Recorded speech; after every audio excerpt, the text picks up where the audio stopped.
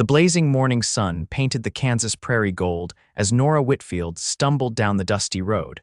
Her once fine green dress now tattered and smudged with the evidence of her 3-day journey.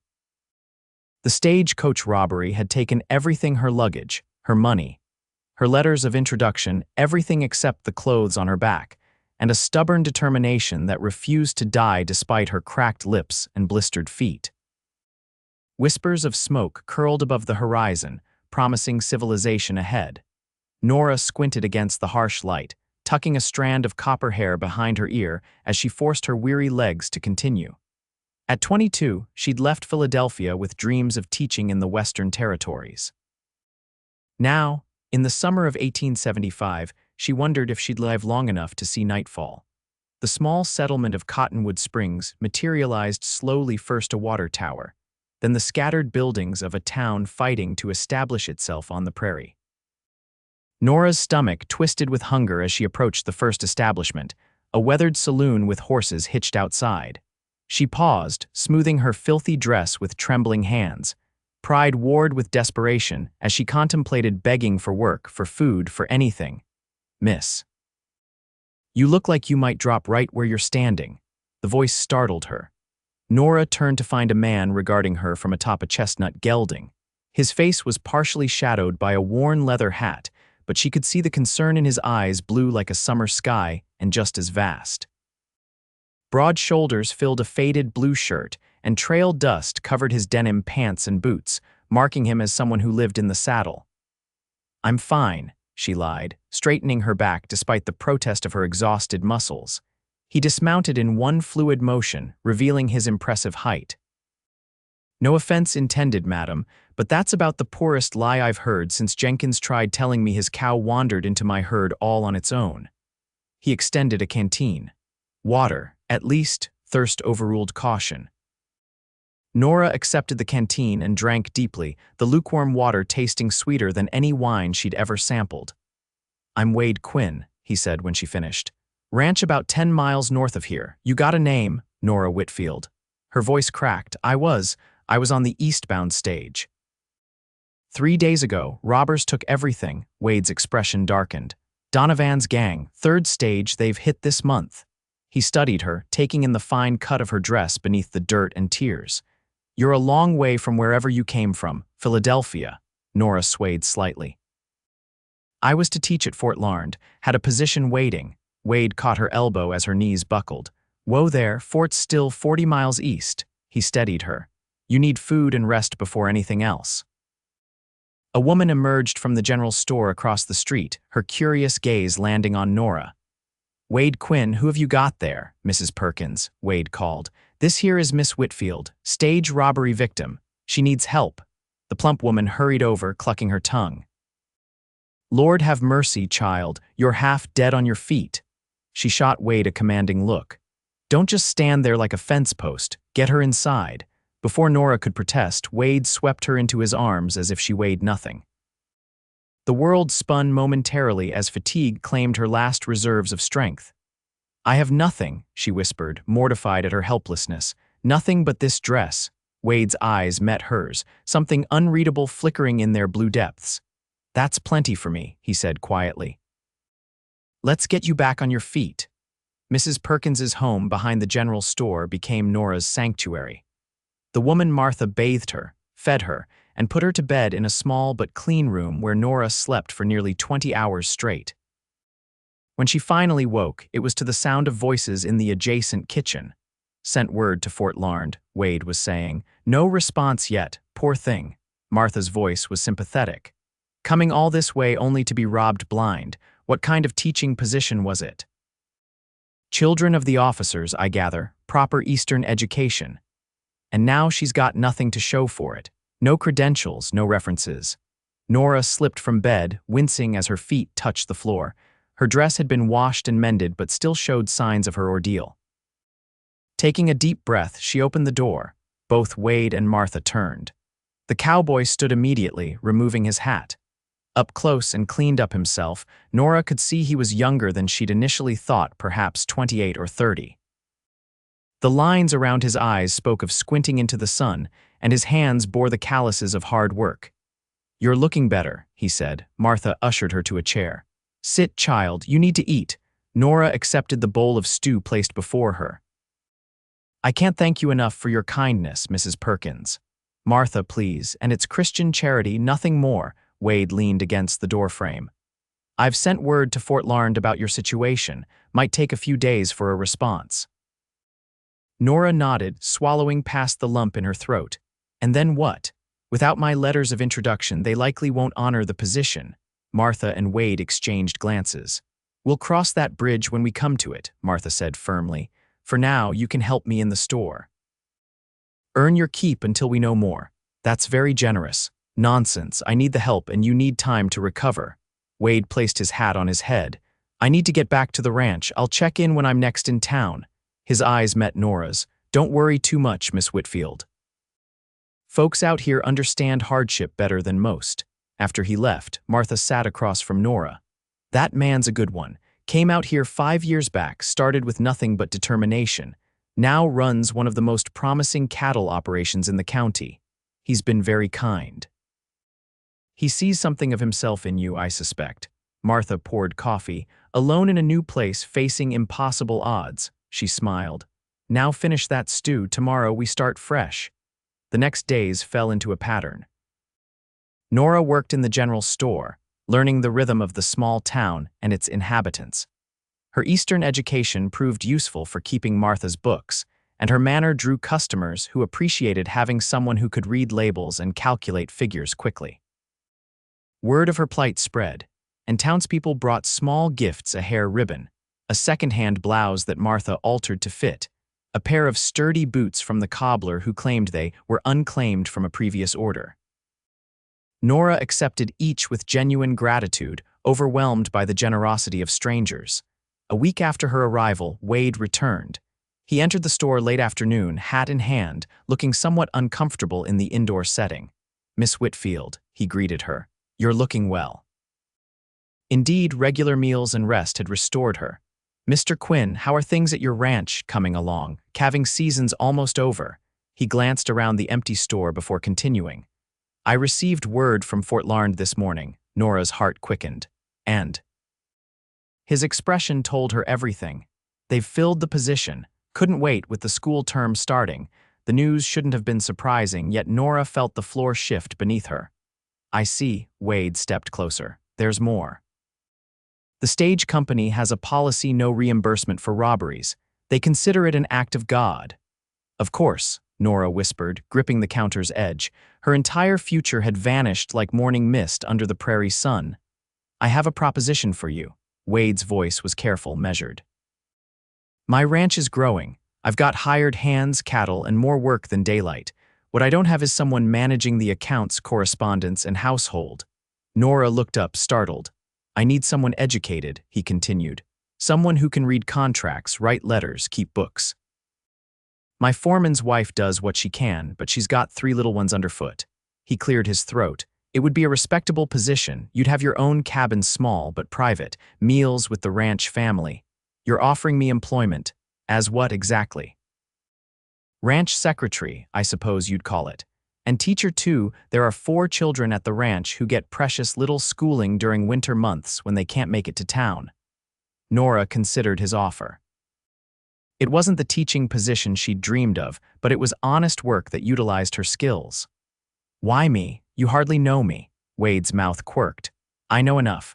Martha says you're smart as a whip with figures. The store's inventory is organized for the first time in years. And you haven't complained once despite losing everything." He met her gaze directly. "People reveal their true character in adversity, Miss Whitfield. Yours speaks well of you."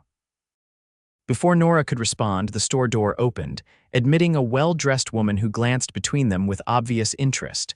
"Wade Quinn, I thought that was your horse outside." The woman approached, her silk dress rustling. "I haven't seen you in town for an age. Miss Blackburn." Wade nodded politely. "Just attending to some business." The woman's assessing gaze swept over Nora. "You must be the stage robbery victim. Such a tragic story." Her sympathy seemed practiced.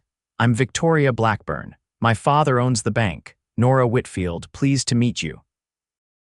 Victoria turned back to Wade. Father's hosting dinner tomorrow evening. Several cattle buyers from Kansas City will attend. You'd be welcome, of course. Wade shifted uncomfortably. Appreciate the invitation, but I'll be heading back to the ranch tonight. Disappointment flickered across Victoria's face. Perhaps next time. She selected a few items, paid, and departed with a lingering look at Wade. Once she'd gone, Nora couldn't help but smile. She seems interested in your cattle business, Mr. Quinn. Wade looked pained. Miss Blackburn has been interested since I expanded my herd last year. He returned to their previous conversation. About my offer, I need time to consider it. Of course, I'll be in town until morning. He replaced his hat. Whatever you decide, I wish you well, Miss Whitfield. That evening, Nora discussed the offer with Martha, who seemed unsurprised. I figured he might do something of the sort, the older woman said, pouring tea. Wade's practical, he needs help and you need a position. But to live at her ranch among strangers, is it? Proper, Martha chuckled. Out here, practicality often trumps propriety. His foreman and family live there, the Hendersons, good people with those 3 little ones. You wouldn't be alone with unmarried men. She patted Nora's hand. And while I've enjoyed your help, this isn't a real future for you. The Quinn Ranch offers that. Nora stared into her tea. I came west to teach. And those children need education, plus you'll use that fine Eastern schooling keeping his books. Martha's eyes twinkled. Besides, he's not hard to look at, that Wade Quinn. Martha. Nora felt heat rise to her cheeks. I'm old, not blind, Martha laughed. Just something to consider. Morning brought clarity. Nora found Wade at the livery stable, preparing his horse for departure. I've decided to accept your offer, Mr. Quinn, she announced without preamble. When would you like me to start? Wade's face brightened. Today, if you're willing. I've got the wagon for your things. Nora gave a small, sad smile. I can be ready in 10 minutes. Everything I own is currently being worn. Understanding crossed his features. We'll remedy that. He reached into his pocket and produced several bills. An advance on your wages for necessities. Pride made her hesitate. I don't require charity. It's not charity, it's an investment in my new employee. His blue eyes held her steadily. I expect a return on it through your work. Put that way, Nora could accept.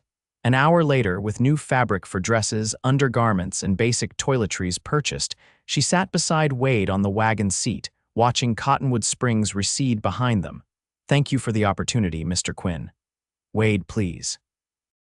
Formalities seem excessive when we'll be working closely. Then you must call me Nora. She studied the rolling grassland around them. How did you come to ranching? Wade was silent for a moment. War has a way of changing a man's perspective. After Appomattox, I couldn't go back to my father's shipping business in Boston. Needed open sky, room to breathe. He flicked the reins gently. Worked as a drover, saved every penny, bought land when the railroad was pushing through. You're from Boston, I never would have guessed. He smiled slightly. 5 years on the frontier wears the East Coast polish off a man. He glanced at her. What brought you west? Teaching positions exist in Philadelphia too. Nora watched a hawk circle overhead. Adventure partially and necessity. My parents died 2 years ago, influenza. Left me comfortable enough to complete my education, but not much beyond that. When the position at Fort Larned was advertised, it seemed providential. I'm sorry about your parents. His voice was genuine. Thank you. She straightened her shoulders, but I'm determined to make my own way now. Wade nodded. That's the spirit that tames the West. As the wagon crested a rise, Wade pointed ahead. There it is, Quinn Ranch. The spread before them took Nora's breath away. A substantial 2-story house of dressed lumber stood proudly against the landscape, surrounded by outbuildings, corrals, and a bunkhouse. Beyond, cattle dotted the grassland to the horizon. It wasn't the largest ranch she'd heard of, but it was impressive nonetheless. You built all this in 5 years, Wade's pride was evident. With my own hands, much of it. The main house was just finished last winter. They pulled up to the house, where a woman emerged onto the porch, wiping her hands on an apron. 3 small children peeked around her skirts. Wade Quinn, you're back early, she called. Mrs. Henderson, meet Nora Whitfield. She'll be taking over the books and correspondence and teaching the children come winter. Sarah Henderson proved to be a cheerful, practical woman in her 30s. She welcomed Nora warmly. introduced her children Mary 8, John 6, and little Emma 4, and showed her to the small cabin Wade had mentioned. It was simple but clean, with a bed, table, chair, and small stove. It was the first building Wade completed, Sarah explained. He lived here while building the main house, said he wanted the most important structure done first, shelter from prairie storms. It's perfect, Nora said, meaning it. After days of uncertainty, having a space of her own felt luxurious. Get settled in. Supper's at 6 in the main house. Sarah paused at the door. Wade doesn't make decisions lightly, Miss Whitfield. If he brought you here, he sees something special. That evening, Nora met the rest of the ranch household. Tom Henderson, the foreman, was as friendly as his wife. 4 cowboys who lived in the bunkhouse joined them for the meal, all polite if somewhat shy around a new woman. Wade sat at the head of the table, observing the interactions with quiet satisfaction. Miss Whitfield will be handling ranch business matters, he announced. Anything with numbers or letters now goes through her. She'll also be teaching the children during winter months. Tom Henderson raised his coffee cup. Welcome to Quinn Ranch, madam. Glad to have someone who can cipher better than me handling the books. The days that followed established a new rhythm for Nora. Mornings were spent organizing Wade's chaotic accounts shoebox receipts, scrawled figures on scraps of paper, contracts stuffed in drawers.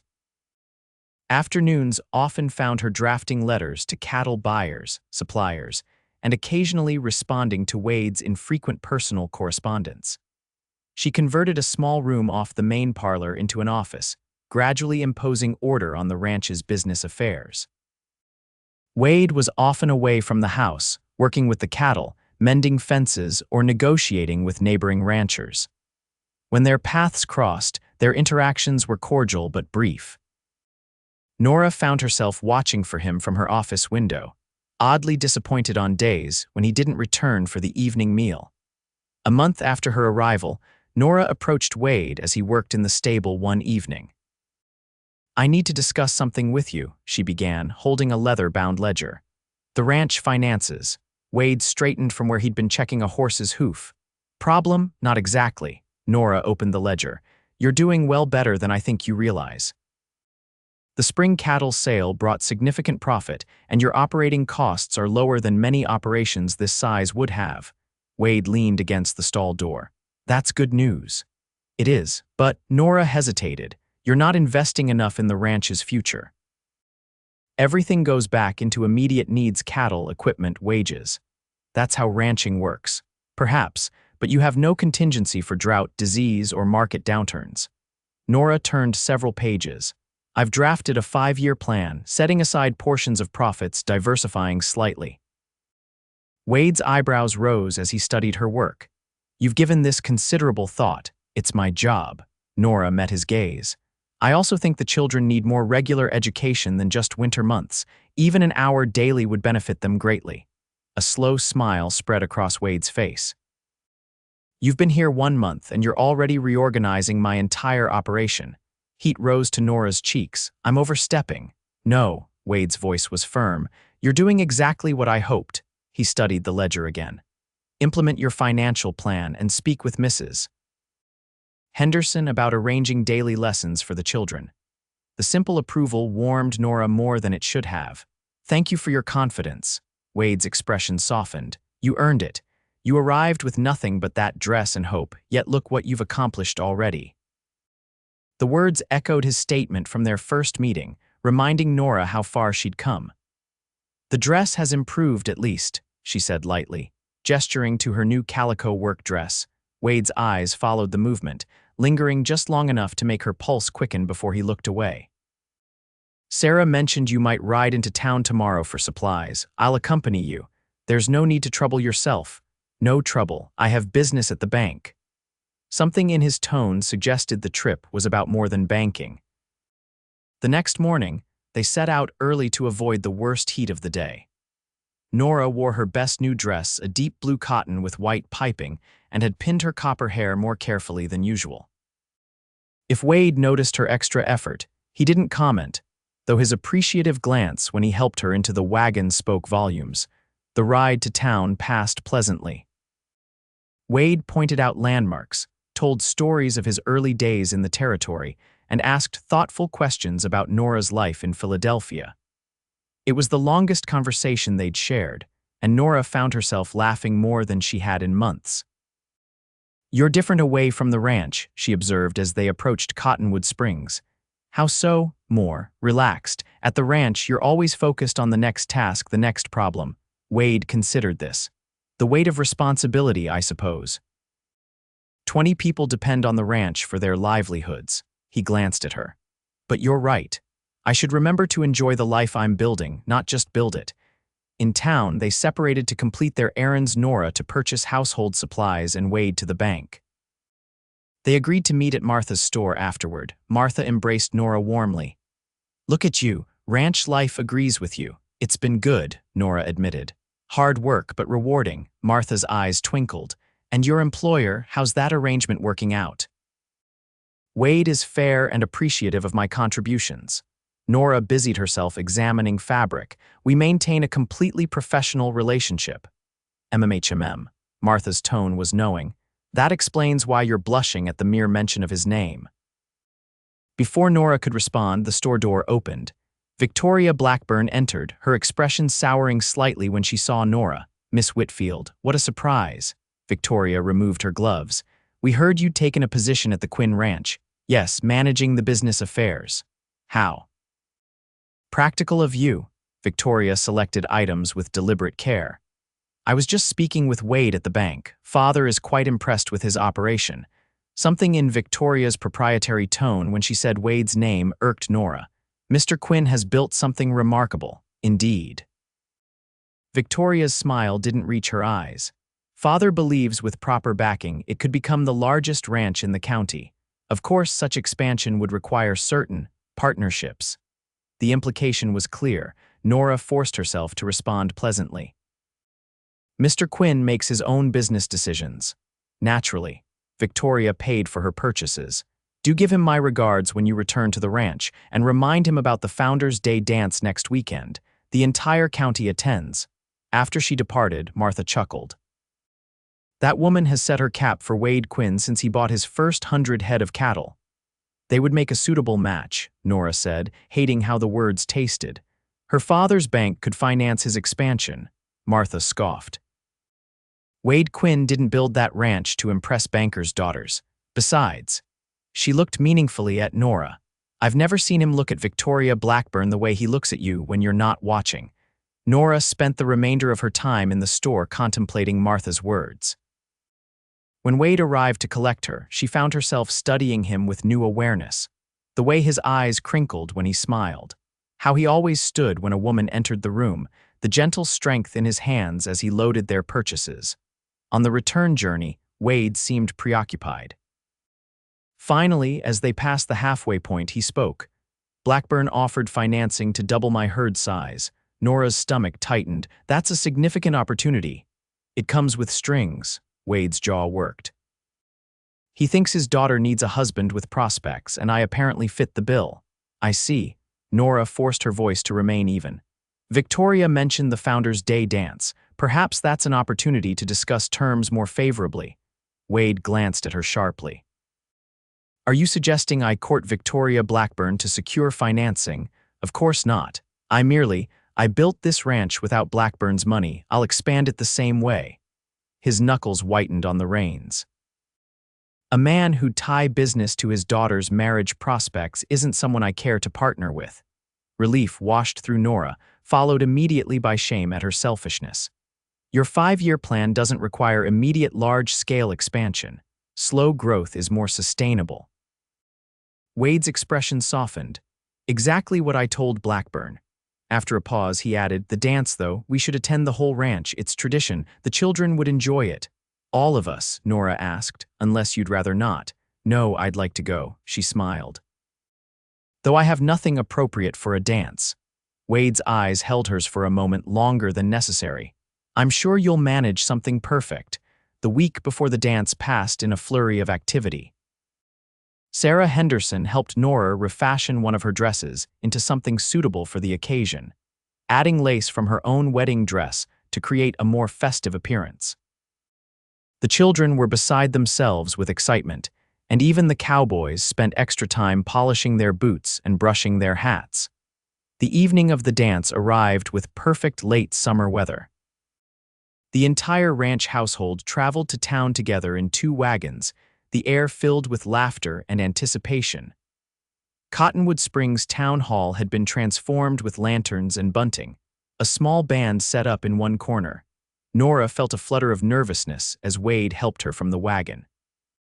His eyes widened appreciatively at her appearance, the blue dress now adorned with cream lace at the collar and cuffs, her hair arranged in soft curls rather than her usual practical style. "You look beautiful," he said simply. Inside, the dance was already underway. Families, ranchers, shopkeepers, and townspeople mingled in a celebration that transcended daily rivalries and hardships. The Henderson children immediately ran to join games organized for the younger set, while Tom led Sarah onto the dance floor. Victoria Blackburn appeared at Wade's elbow almost immediately. "Wade, how wonderful you could join us." She nodded curtly to Nora. "Miss Whitfield, Victoria." Wade was polite but distant. "Nice affair your fathers put together." He spared no expense. The band came all the way from Wichita. She placed her hand on his arm. "I believe this next set is mine. Father mentioned you had agreed." Wade's expression revealed his surprise, but social obligation left him little choice. "Of course." He turned to Nora. "Will you be? Go ahead," Nora urged. "I'll find Martha." As Wade reluctantly accompanied Victoria to the dance floor, Nora made her way through the crowd. She found Martha serving punch with several other town matrons. "There you are," Martha exclaimed. "That dress is a marvel of ingenuity." "Sarah's handiwork mostly," Nora admitted. "May I help serve?" "Nonsense. Young women should be dancing, not pouring punch." Martha's eyes tracked across the room. "Though your cowboy seems occupied at present." Nora followed her gaze to where Wade was dancing with Victoria, his expression carefully neutral as she spoke animatedly. "He's not my cowboy, Martha." "Keep telling yourself that, dear." Martha handed her a cup of punch. "Oh look, here comes young Dr. Mitchell. Been asking about you since you left town." The doctor, a pleasant man in his 30s who had recently established a practice in Cottonwood Springs, approached with a smile. "Miss Whitfield, how delightful to see you again. I hear you're working miracles with the Quinn Ranch finances." "Hardly miracles, Dr. Mitchell, just organization. James, please." He offered his hand. "Would you care to dance?" Nora accepted, allowing him to lead her onto the floor. "Doctor." Mitchell proved to be an excellent dancer and charming conversationalist. Discussing books, they'd both read and sharing amusing stories of his medical training. Yet Nora found her attention repeatedly drawn to Wade, who had now been claimed by the mayor's wife for a dance. "He's a good man, Doctor." Mitchell said, following her gaze. Nora flushed. "I don't know what you mean." The doctor smiled kindly. "Quinn. He's respected here, built something from nothing, treats his people well, deals honestly." "Yes, he does." Nora couldn't deny it. The entire town was surprised when Victoria Blackburn set her sights on him. She's always preferred city men. "Her father sees the ranch's potential," Nora said neutrally. Dr. Mitchell chuckled. "Blackburn sees everything in terms of ledgers, but his daughter." He lowered his voice. "Between us, I think she received a letter from a former suitor in St. Louis who's no longer interested." Wade Quinn suddenly became more appealing as consolation. The dance ended, and Dr. Mitchell escorted Nora back to the punch table. "Perhaps another dance later. After you've had a chance to dance with your employer." "He's very busy," Nora demurred. "Not too busy to watch us while trying to appear that he wasn't," the doctor replied with a wink before moving away. The evening progressed pleasantly. Nora danced with Tom Henderson, one of the younger cowboys who blushed furiously the entire time, and again with Dr. Mitchell. She helped serve refreshments, played games with the Henderson children, and generally enjoyed herself despite the periodic sight of Wade dancing with various town women, most often Victoria. As the night drew on, lanterns were lit outside for those seeking fresh air. Nora stepped onto the porch for a moment of quiet, watching moths dance around the lights, escaping the festivities. She turned to find Wade behind her, his expression unreadable in the dim light. "Just catching my breath," she replied. "It's been lovely." He moved to stand beside her at the railing. "You've been busy on the dance floor, as have you." Wade's mouth quirked. "Social obligations. You, however, seem to genuinely enjoy Dr. Mitchell's company. James is very pleasant." Nora studied Wade's profile. "He speaks highly of you." "Decent man. Good doctor." A waltz drifted through the open doors. Wade hesitated, then turned to her. "Would you honor me with this dance, Nora?" The use of her given name, rare from him, sent warmth through her. "I'd be delighted." Instead of returning inside, Wade drew her into his arms right there on the porch, the lantern light casting golden shadows across his features as they began to waltz. He was a surprisingly graceful dancer, leading with confidence, but without the stiffness he'd displayed with other partners. "I didn't know you danced so well," Nora said. "Boston upbringing," he reminded her with a small smile. "My mother insisted all her sons learn properly. You have brothers, too, both working for my father now." His hand was warm at her waist. "What about you? Any siblings?" "A sister, married in Baltimore. We write occasionally." They moved together easily, the night air cool around them, the music surrounding them like a cocoon. Nora was acutely aware of Wade's proximity, the clean scent of soap and leather that accompanied him, the strength in the arms that held her. "You've transformed the ranch," he said softly. "Not just the books. The whole place feels different. I've done very little. You've brought order." "Purpose?" His blue eyes held hers. "I didn't realize how much I needed that." The music ended, but neither moved immediately to break apart. They stood close, the moment suspended between them. "Wade." Victoria's voice shattered the spell. She stood in the doorway, her expression tight. "Father is looking for you. Something about discussing that proposal." Wade stepped back from Nora, his face closing. "Of course. Excuse me." As he followed Victoria inside, Nora remained on the porch, her emotions in turmoil.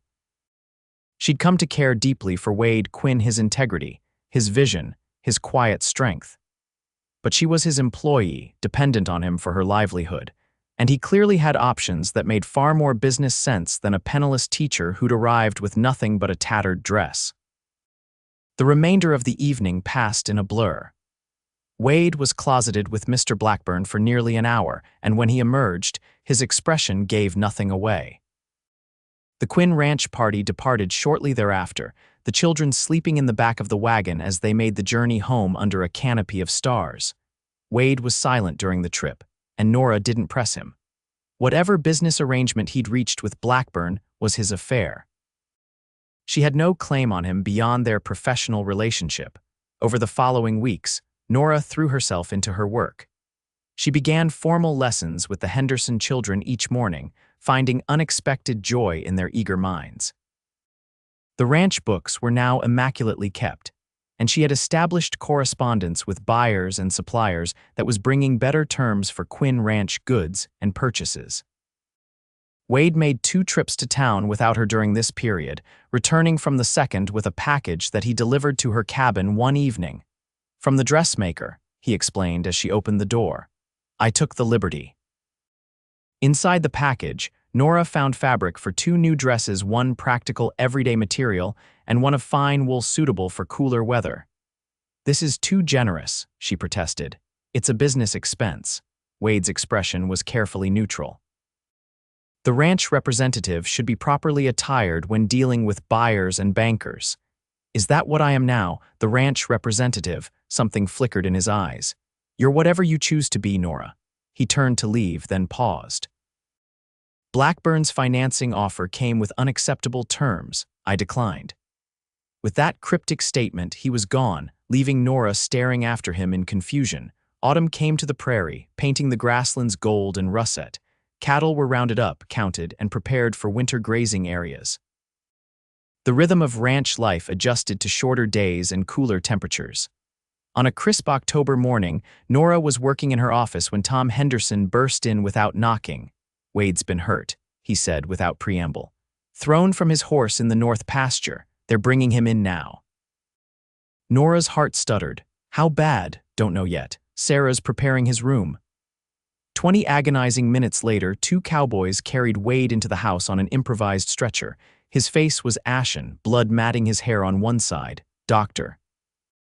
Mitchell, fortuitously making his weekly circuit of outlying homesteads, arrived shortly after, taking immediate charge. "Everyone out," he ordered after a quick examination. "Except you, Mrs. Henderson, I'll need help." Nora paced the hallway outside Wade's room, each minute stretching endlessly. Tom provided what details he knew. Wade's horse had stepped in a prairie dog hole, throwing him against a rocky outcropping. He'd been unconscious when they found him. After what seemed an eternity, Dr. Mitchell emerged, wiping his hands. "Concussion, 3 cracked ribs, nasty scalp wound." "He's awake now but confused. That's normal with head injuries." "Will he recover?" Nora asked, her voice barely audible. "Barring complications, yes, but he needs complete rest. No business, no decisions, no stress for at least 2 weeks." Dr. Mitchell looked directly at Nora. "Can you manage the ranch operations in his absence?" "Of course." The responsibility was daunting but necessary. "Whatever he needs." "Good, I'll stay tonight to monitor him, then check back in 2 days. He squeezed her shoulder gently. "He's asking for you." Wade lay propped against pillows, his torso bandaged, a white dressing stark against his dark hair. His eyes, usually so alert, were glazed with pain and confusion. "Nora." He reached for her hand. "The cattle are fine," she assured him, taking his outstretched hand. "Everything's being handled. Your job is to rest and recover. The Parsons contract. I'll see to it, I know the terms." She squeezed his fingers. "Trust me, Wade, I won't let you down." He studied her face, something vulnerable in his expression. "Never thought you would." His eyes drifted closed. "You're the best thing that ever happened to this ranch." Whether it was the head injury or genuine sentiment, the words warmed Nora to her core. She sat with him until he fell asleep, then quietly withdrew to begin organizing the ranch's operations in his absence. The next 2 weeks tested Nora's capabilities to their limits. She worked from dawn until well after dark, coordinating cattle movements, authorizing supply purchases, meeting with the ranch hands to adjust work schedules, and still finding time to check on Wade's recovery several times daily. Wade improved steadily, but remained frustrated by his confinement. Dr. Mitchell had been firm no work until the concussion symptoms fully resolved. Nora brought him carefully selected reports each day, enough to keep him informed without overwhelming him, and read to him in the evenings when his headaches prevented him from reading himself. It was during these quiet evening sessions that their relationship subtly shifted. With the professional barriers temporarily suspended by circumstances, conversation flowed more personally. Wade spoke of his childhood in Boston, his estrangement from his father over his decision to go west, his dreams for the ranch's future. Nora shared stories of her parents, her teaching aspirations, her initial terror and subsequent determination when the stage robbery left her destitute. On the evening before Dr. Mitchell was to make his final assessment, Nora finished reading a chapter from a novel Wade had ordered from back east. "I can complete the chapter tomorrow," she said, marking their place. "No need." Wade was sitting up in a chair now, his color much improved.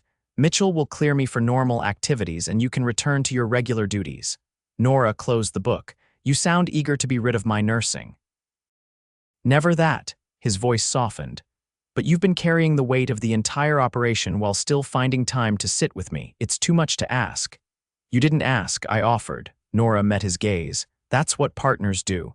The word hung between them, laden with meaning beyond business. "Is that what we are?" Wade asked quietly. "Partners?" Nora's heart quickened. "In the ranch operations, certainly. And beyond that?" His eyes never left hers. The question demanded honesty. "I hope so," she whispered, "but there are complications." "Victoria Blackburn," Nora nodded. "Among others, I'm your employee. I came here with nothing." "Stop." Wade leaned forward, wincing slightly at the movement. "The day I found you on that road, you said you had nothing but your dress and your hope, and I said that was plenty." His hand found hers. "I meant it, Nora. Your courage, your intelligence, your heart worth more than Blackburn's entire bank." "Wade, let me finish." His fingers tightened around hers. "These past months, watching you transform not just the ranch books but the entire spirit of the place. I've come to realize I don't want a business partner or an employee. I want you by my side in every way." Tears welled in Nora's eyes. "What about your expansion plans? The Blackburn financing, the strings attached to that money included marriage to Victoria. Wade's expression was determined. I built this ranch on my terms. I'll love on my terms too. The word love hung in the air between them. Is that what this is? Nora asked softly. For me? Yes. Wade's vulnerability was written across his face. I love you, Nora Whitfield. If you don't feel the same, I'll respect that and never mention it again. Our professional arrangement can continue unchanged. Nora stood, moving to the window where the setting sun painted the prairie in shades of fire. When I was robbed, I thought I'd lost everything that mattered: my position, my future, my independence. She turned back to him. I was wrong. I found everything that truly matters here, including love. Wade's face transformed with hope. You love me with all my heart. Nora returned to his side. But I need to know this isn't gratitude or pity on your part. Gratitude for what? For helping with the ranch while you've been injured. Wade laughed, then grimaced at the pain in his ribs. Nora, you're the most maddening, wonderful woman I've ever known. I was falling in love with you long before this injury. Why do you think I turned down Blackburn's offer? Why do you think I couldn't bear to see you dancing with Mitchell at the Founders' Day dance? You were jealous. Nora couldn't hide her smile. Insanely. Wade tugged her hand, drawing her closer. I wanted to tell you then, but I feared you'd think it inappropriate given our working relationship. And now I don't care about propriety. His free hand cupped her cheek. I love you. I want to marry you if you'll have me. Build this life together, not as employer and employee, but as husband and wife. Nora's heart felt too full to contain her joy. Yes, she whispered. Yes to all of it. Their first kiss was gentle, mindful of Wade's injuries, but filled with promise for the future they would build together. Dr. Mitchell's arrival the next morning brought the expected clearance for Wade to resume light duties. It also brought unexpected news. Donovan's gang has been captured, he announced as he packed away his medical bag. Army patrol caught them trying to rob a military payroll wagon. Found items from a dozen stage robberies in their camp. Nora's hand flew to her mouth. My letters of introduction, my belongings, most personal effects were destroyed or unidentifiable, Mitchell said apologetically, but the Army is processing claims for victims. You should file one. There might be some compensation. After he left, Wade found Nora in her office staring thoughtfully at a blank claim form. Not worth the effort, he asked, leaning carefully against the doorframe. Actually, I was thinking it doesn't matter anymore. She set the form aside. Those letters were meant to secure my future. I've found that without them. Wade crossed to her desk, moving with the caution of a still-healing man. You never told me what was in your luggage besides the letters. Clothes, books, a locket with my parents' pictures. My mother's silver hairbrush. Nora's voice caught. The sentimental items are the only true loss. Wade nodded thoughtfully. File the claim anyway. We can use any compensation toward our future. Our future, Nora smiled at the phrase. It still seems unbelievable sometimes. What part? That you arrived with nothing but a dress and managed to capture both a ranch and its owner within months. When you put it that way, I sound quite calculating, Nora laughed. Strategic, Wade corrected, kissing her forehead. Now I need your help with something important. The cattle buyer from Kansas City arrives tomorrow, and I want to review our negotiating position. They spent the afternoon working side by side, their professional rapport now enhanced by the deeper connection they shared. When Sarah Henderson discovered their engagement at dinner that evening, her delight was boundless. I knew it, she exclaimed, embracing Nora. Didn't I tell Tom months ago that Wade had finally met his match? Tom Henderson offered Wade a hearty handshake. About time you figured it out. The whole ranch has been watching you two dance around each other since summer. The children's reaction was equally enthusiastic, particularly when Nora assured Mary that her teaching duties would continue after the wedding. As autumn deepened toward winter, preparations for both the wedding and the upcoming cattle drive occupied the ranch. Wade regained his strength, though Nora noticed he delegated more responsibilities than before his injury, a positive development that gave him time to focus on strategic decisions rather than daily operations. Their wedding was set for Christmas Day, a time when ranch work naturally slowed. Martha insisted on hosting the ceremony and celebration in town, arguing that the entire community would want to participate. Wade Quinn marrying the penniless schoolteacher he rescued, it's the most romantic thing to happen in Cottonwood Springs in years, she declared. 2 weeks before the wedding, a letter arrived from Fort Larned, responding to Nora's claim form. To her astonishment, they had not only approved compensation for her lost possessions, but enclosed something unexpected: a teaching certificate issued by the territory of Kansas, based on verification of her education from the Pennsylvania School Board. They went to considerable effort, Wade remarked as she showed him the certificate. Mitchell must have put in a good word. It doesn't change anything, Nora said. My place is here now. It changes something. Wade's expression was serious. It validates what you came west to do. Your dream wasn't misplaced, Nora. The certificate found a place of honor in the small schoolroom Wade had built adjoining the main house, where Nora now taught not only the Henderson children but 3 others from neighboring homesteads who traveled in when weather permitted.